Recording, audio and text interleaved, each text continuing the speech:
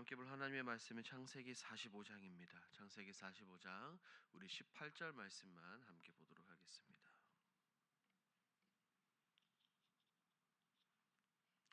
창세기 45장 18절 말씀 우리 한 목소리로 함께 읽습니다. 너희 아버지와 너희 가족을 이끌고 내게로 오라. 내가 너희에게 애굽의 너희가 나라에 기름진 것을 먹으리라. 아멘. 오늘 본문은 요셉은 자신을 판 형제들에게 하나님의 뜻을 깨닫고 그의 형제들을 용서하죠. 그리고 앞으로 있을 흉년에 대비하며 아버지와 가족들을 애굽으로 모셔와 그 가족들의 생명을 보존하려고 합니다. 하나님은 요셉을 어려움과 고난 속에서도 그의 가정을 살리는 도구로 세우셨죠.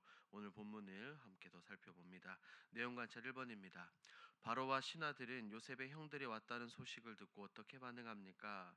16절 말씀을 보니 바로와 그의 신하들은 요셉의 형들이 애굽에 왔다는 소식을 듣고 굉장히 기뻐하고 그들은 즐거워합니다. 다른 것이 아니라 요셉을 통해 하나님께서 그의 가족에게 하신 일들을 듣고 함께 기뻐한 것이죠. 2번입니다. 바로는 요셉의 가족을 위해 어떤 명령을 내립니까? 바로는 요셉에게 명령하여 그의 가족을 애굽으로 데려오게 합니다. 수레를 보내 그의 가족들, 그의 아버지 야곱을 모셔오고 애굽의 좋은 땅에 살며 필요한 모든 것을 염려하지 말라고 합니다. 그리고 애굽에서 누릴 수 있는 모든 좋은 것들이 그들에게 그대로 허락될 것이다라고 그렇게 말하죠. 영구와 묵상입니다. 바로와 신하들은 왜 요셉이 가족과 만났다는 소식에 기뻐합니까? 이들이 바로와 신하들이 이 소식을 듣고 기뻐한 것은 단순히 감정적인 반응이 아닙니다. 이것은 애굽의 총리 요셉을 통해 역사하신 하나님의 손길을 하나님의 섭리를 그들의 직접 눈으로 보고 듣고 경험하고 인정했기 때문입니다. 요셉의 삶은 어떻습니까? 이방 땅의 노예로 팔려왔지만 노예로 시작했지만 하나님의 은혜로 애굽을 다스리는 총리가 되었죠. 그리고 나라를 흉년에서 구하는 지혜로운 지도자가 되었습니다. 바로와 그의 신하들은 이 요셉의 곁에서 그 과정을 하나씩 전부 다 살펴보았죠. 그렇기 때문에 요셉의 가족이 찾아왔다는 것은 요셉이 고향과 단절된 가나안과 단절된 이 고난과 아픔과 눈물의 시간을 마무리하고 이곳 가운데 하나님의 섭리가 완성되는 그 모든 것 순간을 보는 것이었습니다. 또한 애굽 입장에서는 요셉은 이미 자신들의 나라를 살린 굉장히 귀중한 인물이었습니다. 그의 가족을 맞이하는 일은 요셉에 대한 존중과 감사의 표현이었죠. 더불어 동시에 요셉이 섬기는 하나님께 대한 존경의 표시이기도 했습니다. 무엇보다 바로와 신하들은 요셉을 통해 애굽 가운데서도 간섭하신 하나님의 선한 영향력을 경험했습니다. 요셉의 충성과 지혜, 겸손과 낮아짐, 이 모든 것들은 이방 나라의 왕의 마음까지 변화시켰습니다. 우리는 오늘 본문을 통해 하나님께서 한 사람을 통해 얼마나 큰 변화를 이루실 수 있는지를 우리가 분명하게 봅니다. 결국 바로와 그의 신하들의 기쁨은 요셉의 성공이 아니라 요셉을 통해 흘러나온 하나님의 은혜와 하나님의 선한 영향력에 대한 기쁨이었습니다. 이것이 바로 하나님께 쓰임 받는 사람의 특징입니다. 나의 승리보다 나의 어떠함보다 나를 통해 우리를 통해 하나님께서 영광 받으시는 일을 세상도 알고 기뻐하게 되는 것, 그것이 오늘 요셉을 통해서 우리에게 알려주는 굉장히 중요한 내용입니다. 느낀 점을 봅니다. 요셉이 애굽에서 신뢰와 사랑을 받는 총리라는 사실과 그것이 야곱 일가를 살리는 도구가 됨을 무엇을 느낍니까? 결국 이 모든 것이 야곱의 가족을 살리는 하나님의 도구가 되었다는 것을 보며 깊은 감동을 받죠. 요셉의 인생은 우연이 아니라 하나님의 섭리, 하나님의 간섭하심으로 인하여 잘 짜여진 구원의 이야기였습니다. 요셉은 억울함 가운데서도 하나님을 원망하지 않았고 그는 어디에 있든지 간에 충성스럽게 자신의 자리를 잘 지켰습니다. 그 믿음과 성실함이 결국 많은 사람들을 살리는 통로가 되었죠. 이런 내용들을 통해서 우리가 깨달을 수 있는 것은 하나님은 우리가 서 있는 자리에서 작은 믿음과 순종을 통해 큰 역사를 이루신다는 것입니다.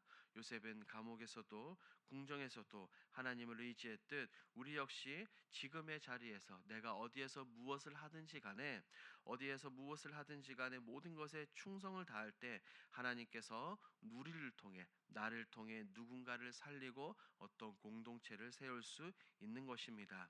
요셉은 고난의 시간과 어려움을 통해 다듬어졌고 결국 하나님의 선한 영향력을 흘러보내는 통로가 되었습니다. 우리 역시 인간적인 눈으로 내가 처한 상황이나 어려움이나 이 모든 것을 바라보는 것이 아니라 함께 하시는 하나님을 바라보며 그리고 하나님의 뜻을 바라보며 순종하는 믿음의 사람이 되어야 하는 것입니다. 하나님께 쓰임 받는 인생이란 특별한 능력을 가진 사람이 아니라 하나님을 신뢰하고 선을 행하는 믿음과 순종에서 시작된다. 이것을 오늘 본문을 통해서 느낄 수 있죠. 적용입니다. 내가 주위 사람들에게 사랑과 선한 영향력을 흘려보낸 적은 언제입니까? 우리는 요셉처럼 내 주위의 사람들에게 하나님의 사랑과 선한 영향력을 언제 흘려보냈습니까? 우리는 때로는 작은 말 한마디 그리고 따뜻한 관심 혹은 묵묵한 섬김 하나하나가 누군가의 삶에 그리고 어떤 공동체에 큰 위로와 회복을 주기도 합니다. 우리 하나님은 이런 작은 선한 영향력을 통하여 하나님의 뜻을 이뤄갑니다. 이것은 비단 오늘 본문에서 살펴보는 요셉뿐 아니라 성경에서도 이런 모습들이 많이 있습니다. 대표적으로 구약의 다니엘을 살펴보면 그렇죠. 이방 나라 바벨론에서 믿음을 굳게 지키며 왕과 신하들 앞에서 하나님을 알게 한 하나님의 이름, 하나님의 영광을 높인 선한 영향력의 사람이었습니다. 다니엘의 정직과 기도가 이 바벨론에서 하나님의 이름을 높이는 통로가 되었죠. 우리 역시 이 땅을 살아가는 그리스도인으로서 요셉처럼 다니엘처럼 이렇게 살아야 되는 겁니다. 결단입니다. 주변 사람들과 아름다운 관계를 맺기 위해 오늘 무엇을 실천하겠습니까? 오늘 창세기 말씀을 생각하며 다음과 같은 몇 가지 결단을 해보는 것은 어떻겠습니까? 오늘 이제 특별히 명절입니다. 명절인데 만나는 사람들, 내 곁의 사람들에게 따뜻한 말 한마디와 진심 어린 관심으로 사랑을 표현하며 내가 받은 하나님의 놀라운 사랑과 그 선한 마음을 흘려 보내는 것입니다. 겉으로가 아닌 진짜 예수 그리스도의 향기를 가정 가운데 사람들 관계 가운데 뿜어내는 것이죠. 더불어 사람들과의 관계 속에서 섭섭함이나 아픔이나 거리감을 느꼈던 사람들에게 내가 먼저 낮아지고 내가 먼저 손을 내미는 것입니다. 화해와 용서의 걸음을 통해 진정한 복음의 향기를 전하는 것이죠. 이렇게 될 때 우리가 참된 그리스도인이라 할 수 있을 것입니다. 이것을 기억하시고 오늘의 삶 가운데 이 모든 것을 실천하시는 저와 여러분들이 되길 우리 주님의 이름으로 축복합니다. 아멘. 오늘 들은 말씀을 기억하며 함께 기도로 나아가겠습니다. 첫 번째, 하나님께 쓰임 받는 그리스도인이 되게 하옵소서. 두 번째입니다. 내가 만나는 모든 사람에게 선한 영향력을 흘러보내는 하나님의 귀한 도구가 되게 하옵소서.